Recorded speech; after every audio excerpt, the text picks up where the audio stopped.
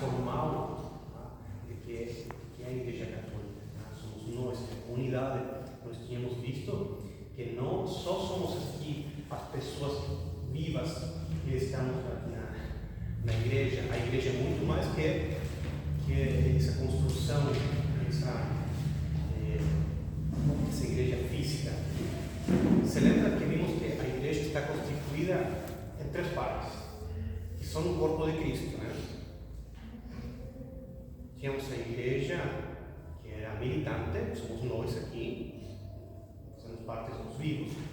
Temos a igreja que era a purgante, que são nossos mortos que estão no purgatório.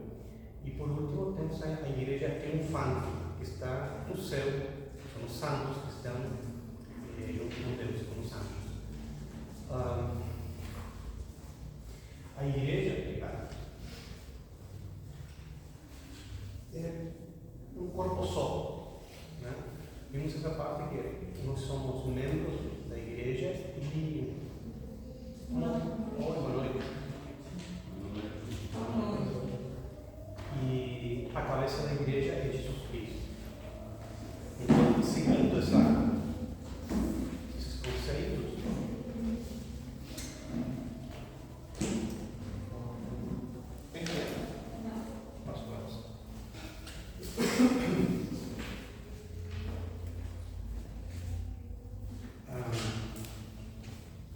então vamos aproveitar esses conceitos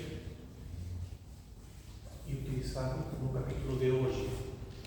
Nós sempre vamos seguir a organização sequencial que tem o Catecismo da Igreja Católica, tá? Que é o credo. Então, se nós vimos crer na Igreja Católica, depois vem a comunhão dos santos. Tá? Então, o ponto de hoje é crer na comunhão dos santos. Tem um dos autores que passei para vocês, os teólogos, todos sabem, fala que a comunhão dos santos nada mais é do que a igreja. A comunhão dos santos é a igreja. Por quê?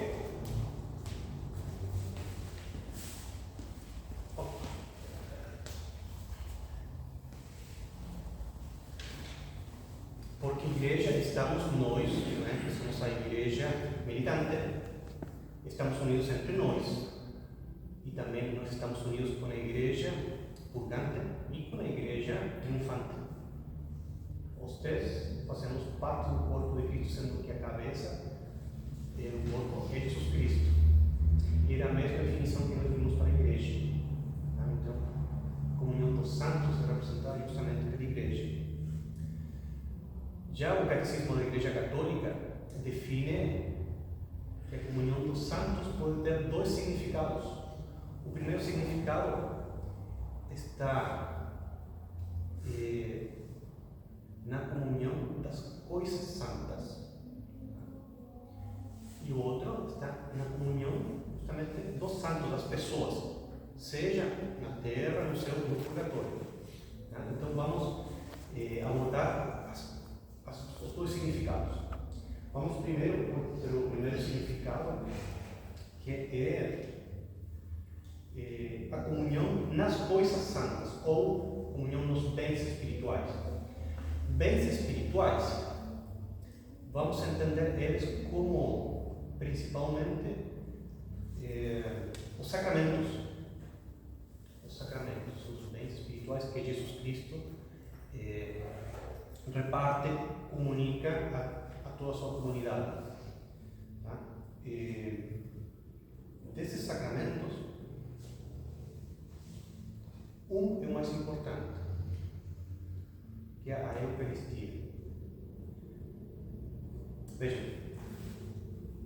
se diz que é comunhão dos santos, significa comunhão nas coisas santas, porque dentro do sacramento, todos os sacramentos nos unem como uma única comunidade. Por exemplo, no batismo, nós todos estamos unidos em comunidade. Nós somos parte da igreja pelo batismo.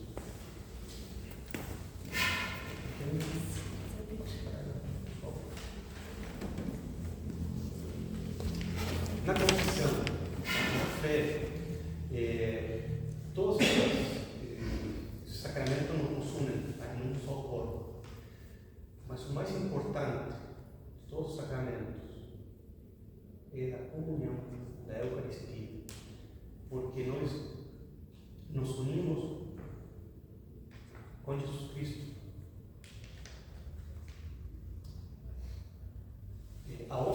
Na hóstia está Jesus, está presente, está ali.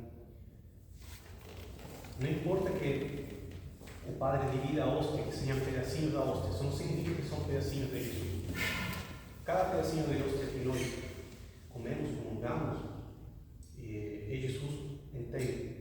Então, essa comunhão fazemos todos e fazemos em Jesus Cristo. Então, nós estamos unidos nele. E vejam que é o único sacramento que tem uma finalidade em si mesmo. Outros sacramentos têm uma finalidade que vão dar frutos, digamos, no futuro, como o batismo. Claro, batizo um filho para que seja membro, né? Ou seja, parte da igreja, que vai dar frutos. Também a confissão, para eu me aproximar a Cristo, buscar a santidade. Então, digamos que nós vamos ter frutos posteriormente. Mas o sacramento da Eucaristia tem um significado por si mesmo, porque estamos nos juntando com Jesus. E também isso vai dar frutos no futuro. Todos esses frutos que nós obtemos devido às graças ao sacramento, se diz que são transformados num fundo comum, onde outras pessoas podem se aproveitar. Me custou um pouquinho entender isso, mas a essência é o seguinte: se você recebe as graças dos sacramentos, você vai agir em Jesus Cristo. Então, todas as suas ações vão repercutir direta ou indiretamente em outras pessoas. E talvez estejam bem necessitadas.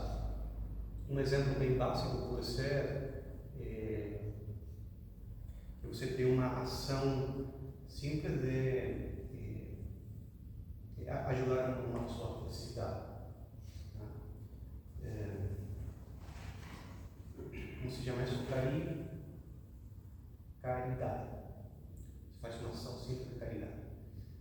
E essa ação pode repercutir também em outra pessoa. Essa pessoa que recebeu essa caridade também pode ficar melhor e ajudar pessoas a outras pessoas. E assim, isso chega de maneiras misteriosas de volta para Jesus Cristo. É como se fosse um ciclo. Como que chega isso de volta para Jesus Cristo? Em forma de amor, em forma de gratidão, e também em forma de que nós estamos seguindo o plano que Ele nos propôs, no projeto divino dele. Ele quer que seja feito o céu. E o céu está aqui na terra. Jesus Cristo nos falou, quando estava no mar de Galileia, Ele falou que o céu chegou, o céu está aqui. As pessoas não entendiam. Ele falava: vocês não conseguem visualizar quando vai chover, né? Que os ventos estão soprando. Vocês não conseguem enxergar também que o reino dos céus está aqui. O reino dos céus é quando todo mundo se ajuda uns aos outros. Então, cada vez que nós utilizamos esses dons que Jesus nos dá para o próximo, estamos criando um céu aqui na terra. Só que na prática, muitas pessoas não ajudam, né? O egoísmo é o que mais temos, então por isso que não temos céu aqui ainda. Bem, só lembrando, tá? Nós estamos abordando os dois significados, tá? Do que é a comunhão dos santos. Estamos abordando agora o primeiro significado, que é a comunhão nas coisas santas, tá? Nos bens espirituais. Isso quer dizer o quê? Jesus nos entrega alguns dons, principalmente os sacramentos. Esses são bens espirituais. Tá? Eu gostaria de ler cada um dos bens espirituais. Eu quis resumir, tá? E falar nas minhas palavras, mas aqui já sai tão resumido que acho que vale a pena ler diretamente daqui. Eu passei o número dos parágrafos que aparecem no catecismo, tá? Se vocês quiserem ler depois em casa. Então, temos primeiro a comunhão da fé. A comunhão da fé, tá? Esses são um dos bens espirituais que Jesus Cristo nos entrega. A fé dos fiéis é a fé da igreja, recebida dos apóstolos, tesouro de vida que se enriquece ao ser compartilhado. Tá? Nós vimos nos primeiros encontros, né? Eu creio, no capítulo de crer, a diferença entre crer e ter fé. Vimos a definição de que é a fé. A fé, nós vimos que é um dom infuso, tá? É Deus que nos dá a fé. Nós não podemos gerar fé uma noite. Nós não podemos gerar sozinhos fé. Temos que pedir por esse dom. E se nós já temos que pedir por mais fé ainda. Uma noite. Como um dom infundido pelo Espírito Santo, já tem um grande valor. Mas aqui diz que a fé cresce quando nós espalhamos ela, quando nós compartilhamos a fé, a força. Outro bem espiritual, que é a comunhão dos santos.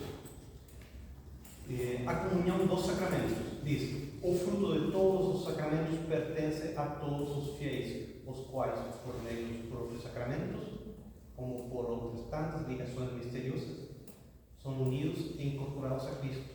Sobretudo, o batismo é, ao mesmo tempo, porta pela qual se entra na igreja e vincula a união com Cristo. A comunhão dos santos é a comunhão realizada pelos sacramentos. É mais ou menos o que estava falando no começo. O nome comunhão pode ser aplicado a cada sacramento, pois todos eles nos unem a Deus.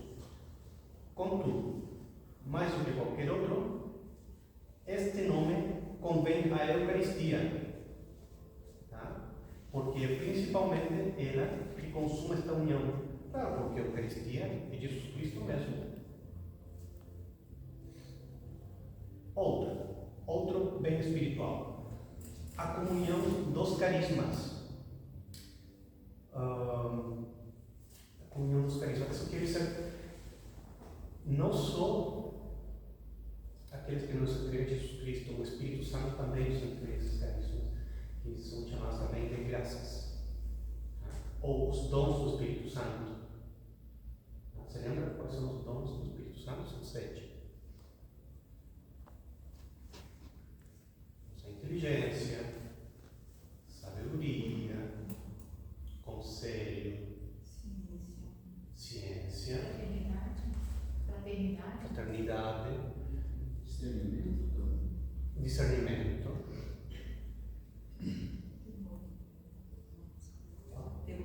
temor de Deus, muito bem, temor de Deus, falta um. Fortaleza. Tá? O santo Carlo Acutis, ainda no santo, ele falava que estar na frente do Santíssimo Sacramento nos ajudava a ter essas graças, esses dons do Espírito Santo. E além do Espírito Santo, quem nos pode dar graças? Quem é cheio de graça? Maria, muito bem. Ave Maria, cheia de graça. Ela era a mais pequenina, mais humilde. Quando Deus chamou ela, até os próprios anjos falavam entre eles: mas quem é esta? E ninguém conhecia disso. Deus manteve ela oculta, até para proteger ela da ação do demônio. Nem os próprios anjos sabem quem era a Virgem Maria. A mais pequenina mais humilde, com o coração mais dado, aproveitou sua humildade, seu vazio, sua carência no orgulho, e Deus preencheu esse vazio com todas as graças. Então, a mais humilde tornou-se a rainha dos anjos, a rainha dos céus, e cheia das graças. Como ela tem todas as graças, ela pode dar e doar a quem quiser. Por isso, quando nós queremos alguma graça, podemos pedir para ela. Digamos que ela é nossa mãe mais próxima, então temos boas possibilidades de receber aquelas graças pelas quais nós estamos pedindo.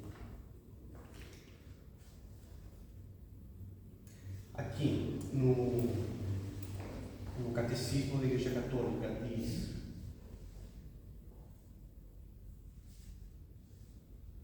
a comunhão dos carismas. Na comunhão da Igreja, o Espírito Santo distribui também entre os fiéis de todas as ordens graças especiais para a edificação da Igreja. Então tem um fim essa repartição dos dons.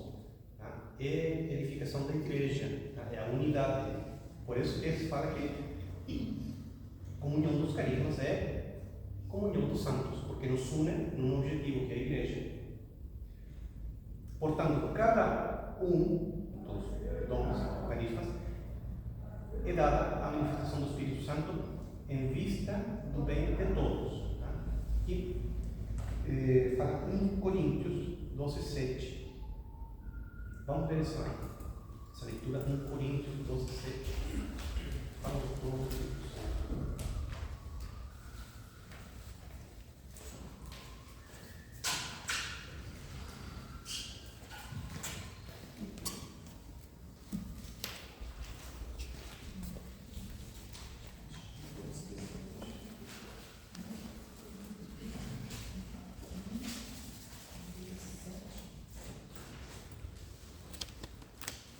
Se chama 1 Coríntios porque tem mais de uma carta de Coríntios que São Paulo escreveu. Primeiro Coríntios. Sim.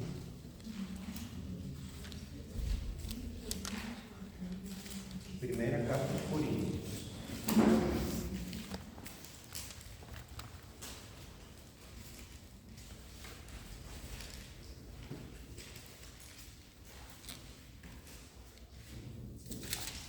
Capítulo 12, versículo 7.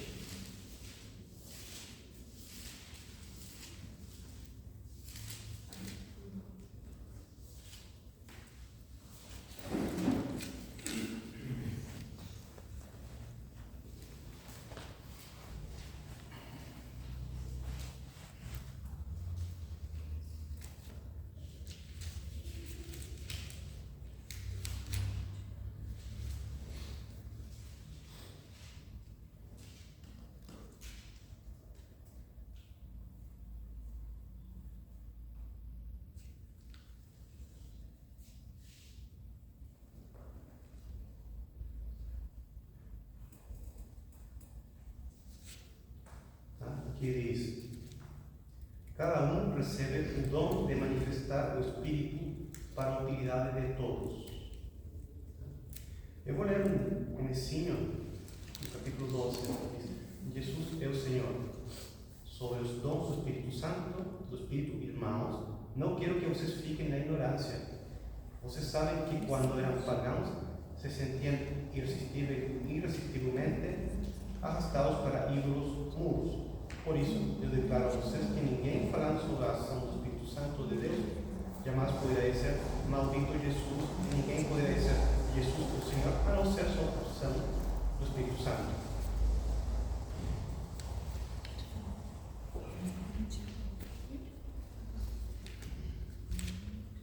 Eu vou ler também do 7 ao 11, tá?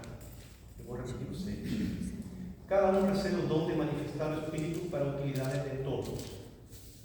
A um, o Espírito dá a palavra de sabedoria, a outro, a palavra de ciência, segundo o mesmo Espírito. A outro, o mesmo Espírito dá a fé. A outro ainda, o único e mesmo Espírito concede o dom das curas. de fazer milagres, a outro a profecia, a outro o discernimento dos espíritos, a outro o dom de falar em línguas, a outro ainda o dom de as interpretações, ou as de interpretar, perdão. Mas é o único e mesmo Espírito quem realiza tudo isso, distribuindo os seus dons a cada um conforme ele quer.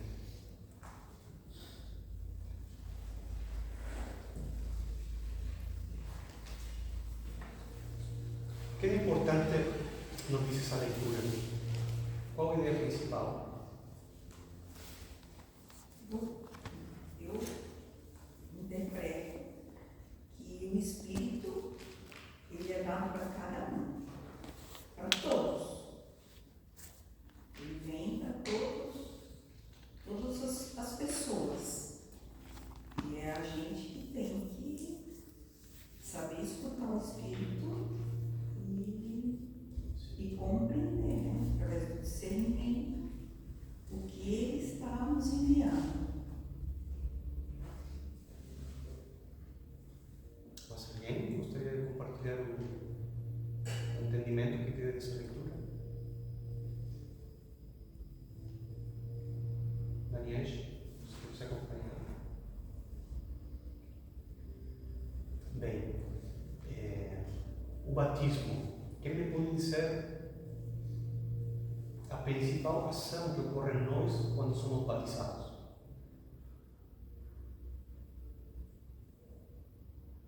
Ou para que somos batizados? A gente apresentava a igreja? Mais do que isso. Deus? Perdão? Apresentava a Deus, a igreja, a comunidade? Enviar o Espírito. Isso. Tudo bem, está certo. Mas esse é o principal motivo. A pessoa recebe o Espírito Santo. O Espírito Santo é Deus em nós. Então, todo mundo que tem o Espírito Santo. Tá? Mas os dons do Espírito Santo, é o Espírito Santo que dá alguns dons para cada pessoa. E é o nosso dever desenvolver esses dons. Tem a parábola do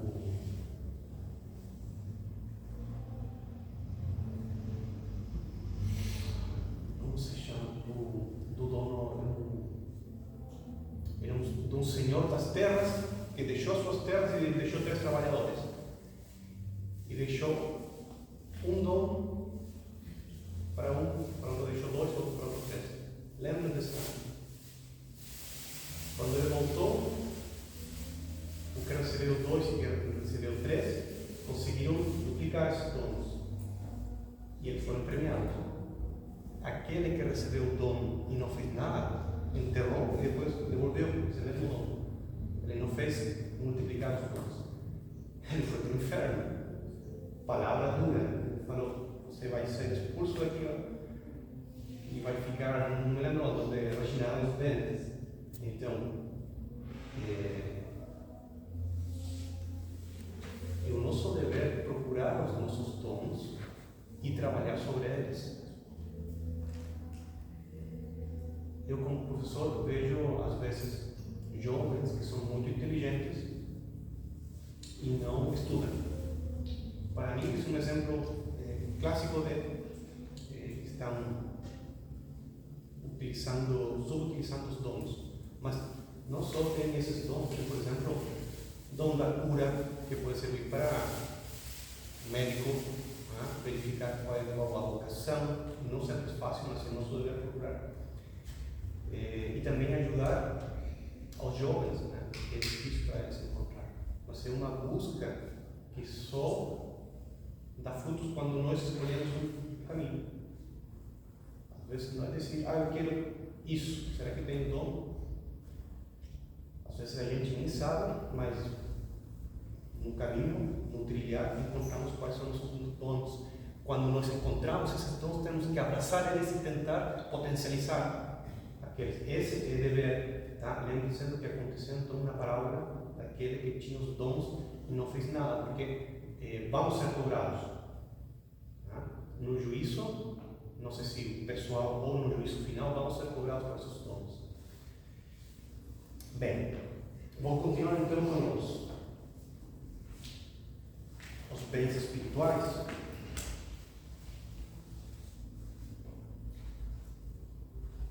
A comunhão da caridade, tá?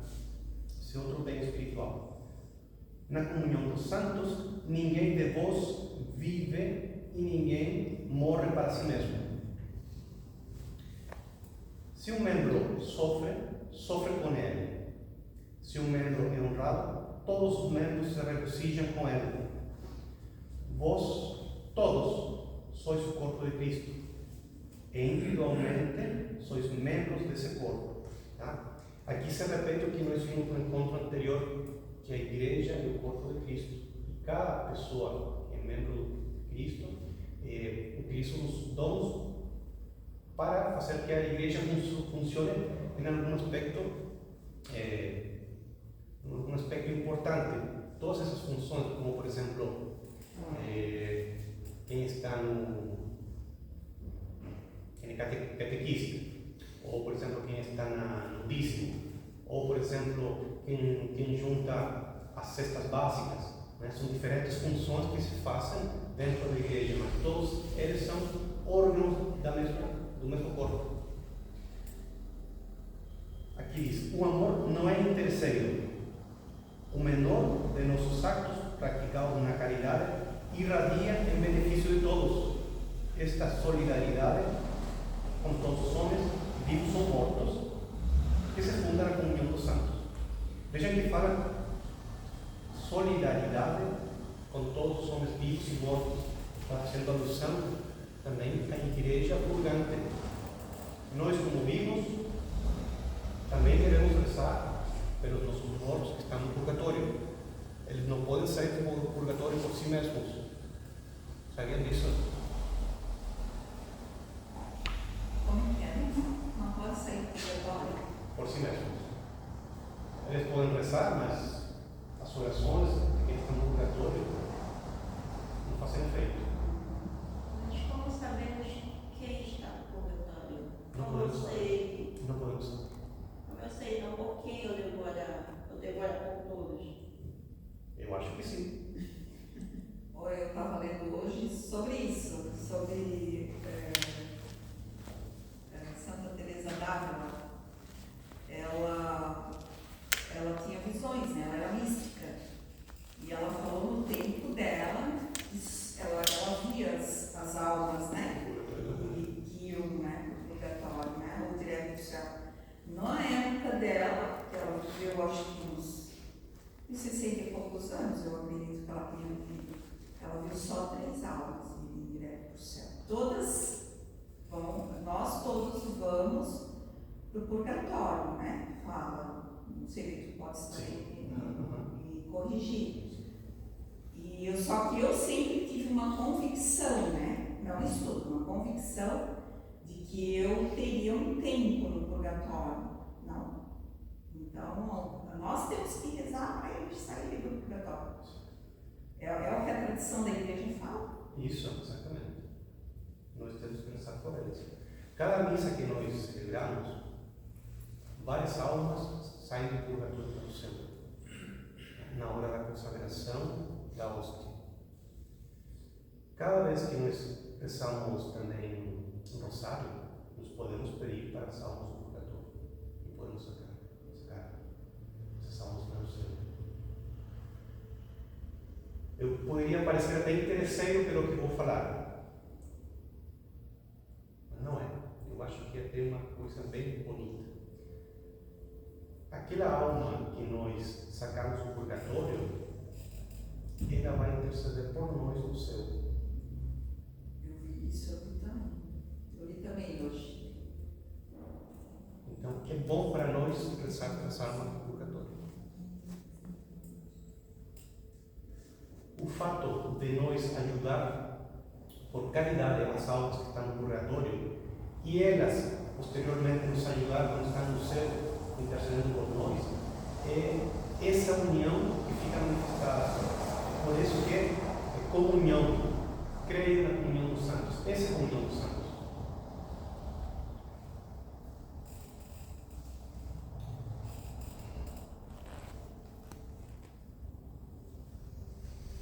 Ok.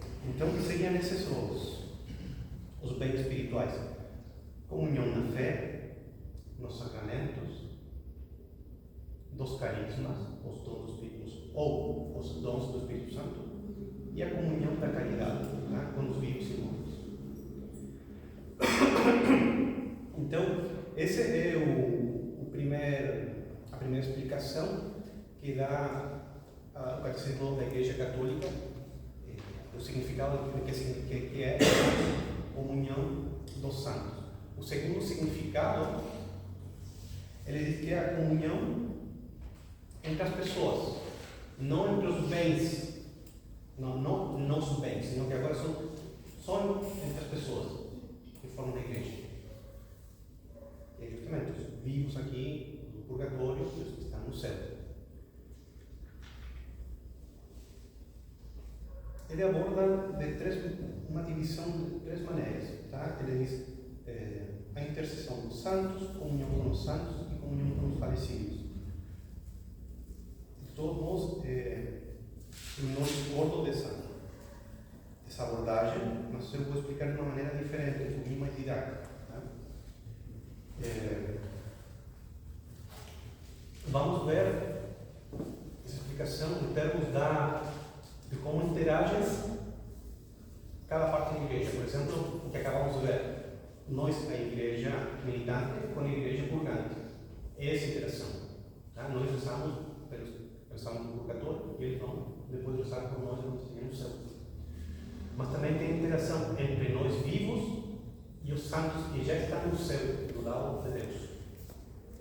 Temos 2 interações. Nós olhando para eles e eles olhando para nós. Quando nós olhamos para eles, isso tem um nome.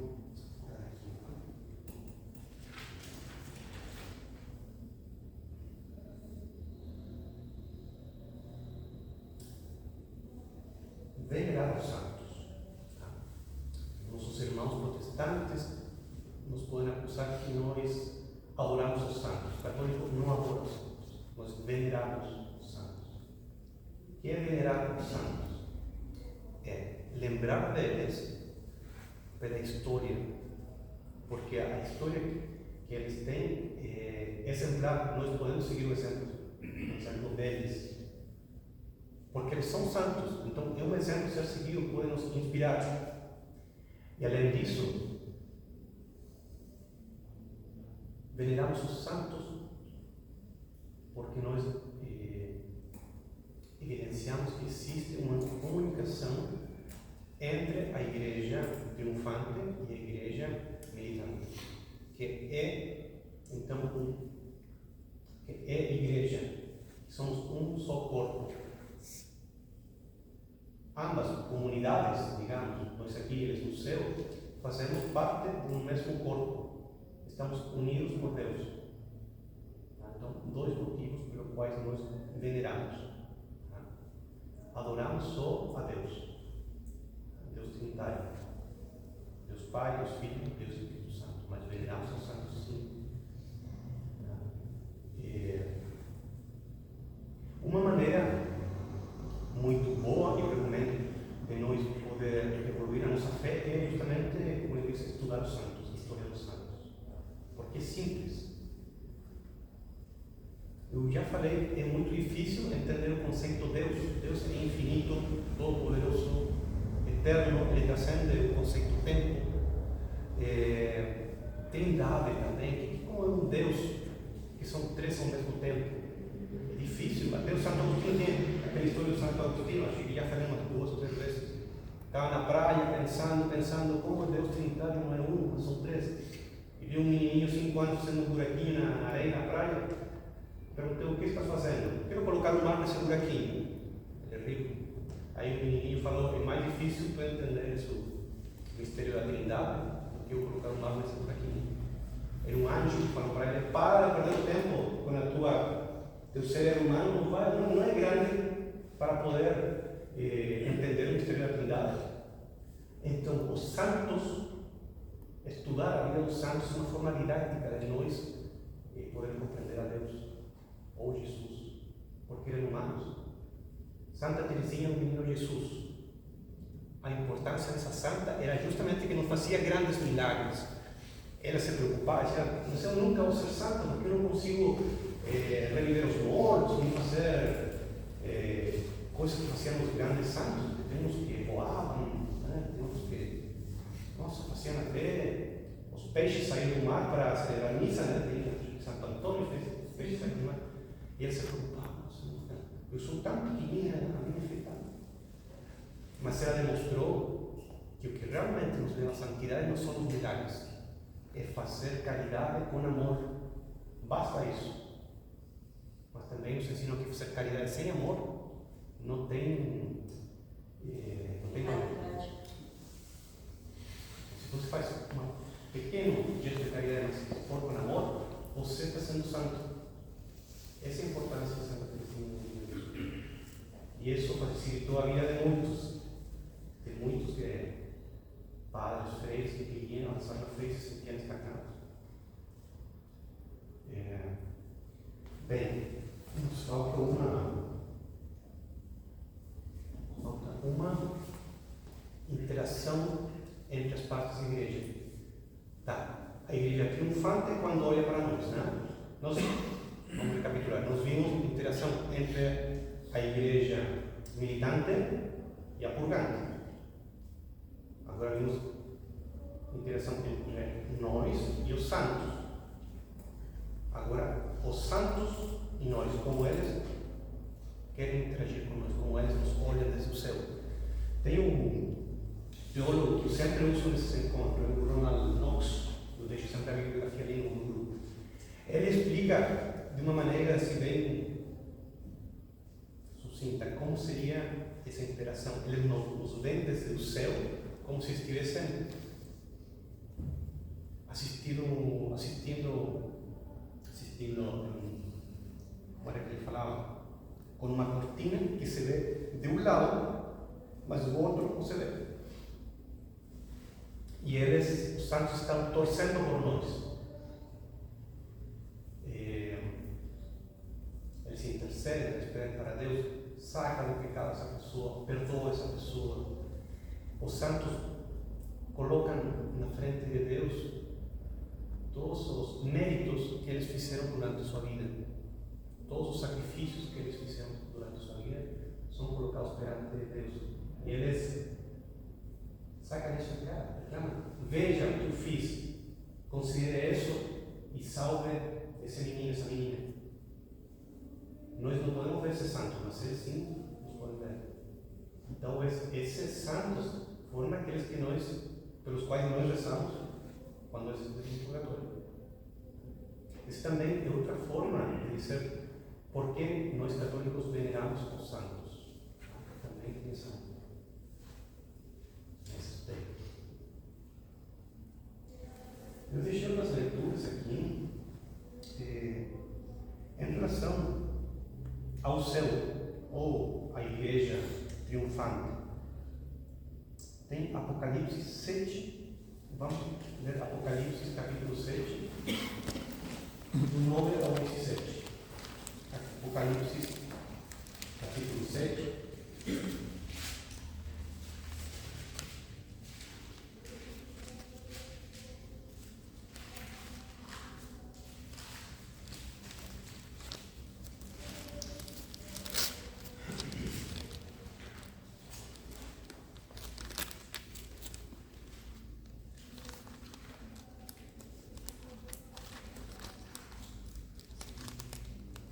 Sabe quem escreveu o Apocalipse?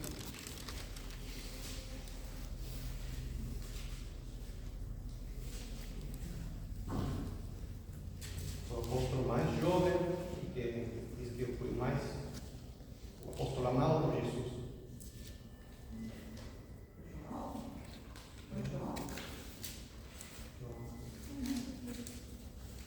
É meio contraditório para o Apocalipse, forte, foi escrito pelo mais novo, pelo mais amado, e aquele que está dado a Virgem Maria. Mas tem partes que são muito bonitas.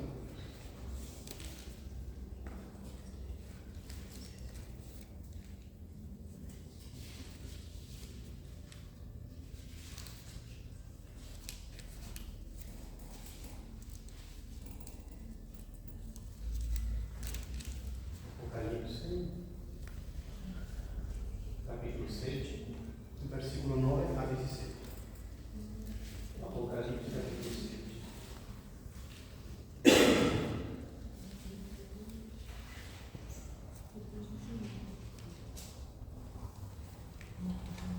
Do 9 ao 17.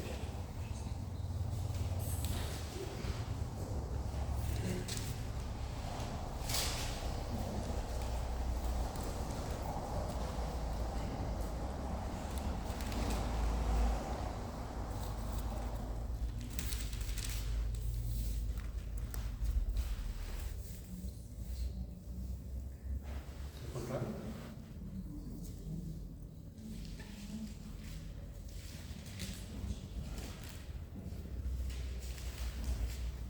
Diz: depois disso, eu vi uma grande multidão que ninguém podia contar, gente de todas as nações, tribos, povos e línguas. Estavam todos de pé diante do trono e diante do Cordeiro. Vestiam vestes brancas e traziam palmas na mão. Em alta voz, a multidão proclamava: a salvação pertence ao nosso Deus, que está sentado no trono, e ao Cordeiro. Nessa hora, todos os anjos que estavam ao redor do trono, dos anciãos e dos 400 vivos, ajoelharam-se diante do trono para adorar a Deus, e diziam: Amém.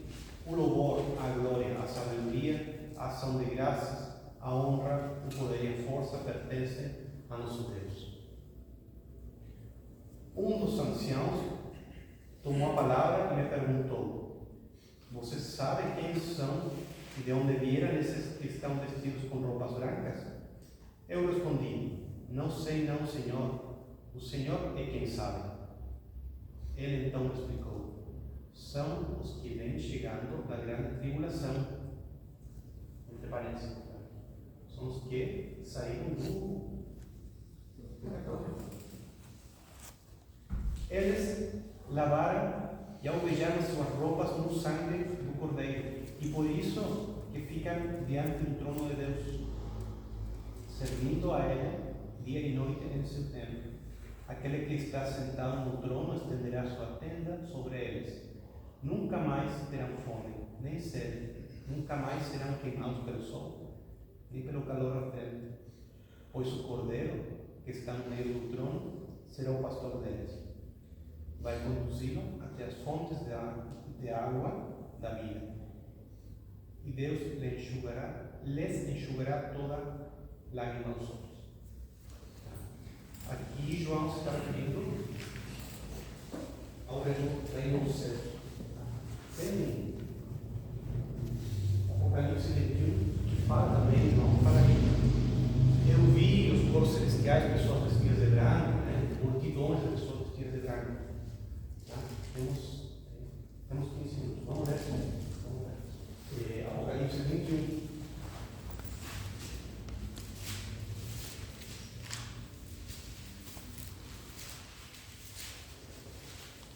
Apocalipse 21.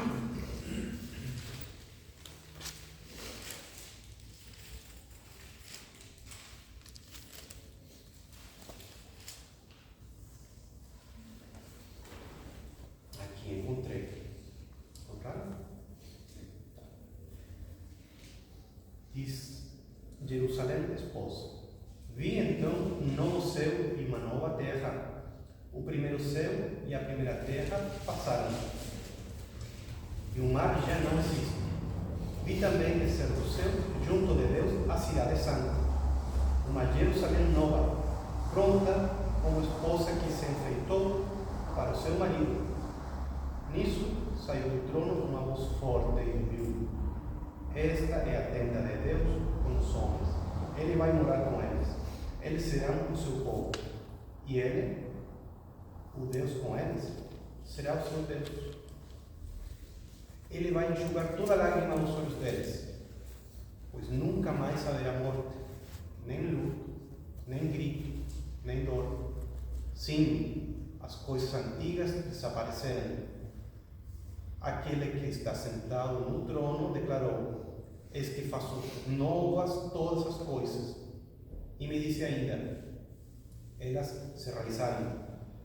Eu sou o Alfa e o Ômega, o princípio e o fim. Para quem tiver sede, eu darei de graça da fonte de água viva. O vencedor receberá esta herança. Eu serei o Deus dele e ele será meu filho.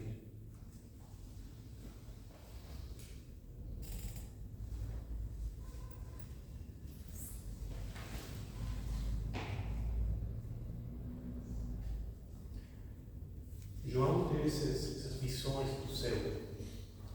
E relata no Apocalipse. No Apocalipse é onde se faz uma descrição mais detalhada de como é o céu. Por isso quis trazer essas leituras para vocês. Eu ainda vou fazer um resumo desse encontro e vamos ter prova. Eu já dei um primeiro resumo, que era do encontro passado. Vou passar depois um resumo desse. E final de ano, tá? Antes das férias, vamos fazer uma provinha. Tá? De todos modos, estou deixando sempre a bibliografia. Tá? Todas as leituras, estou deixando ali no grupo do WhatsApp. Vamos concluir então nosso encontro. Vamos ficar em pé, agradecer ao Senhor, Santo Pai. Pai nosso que estás no céu, santificado seja o vosso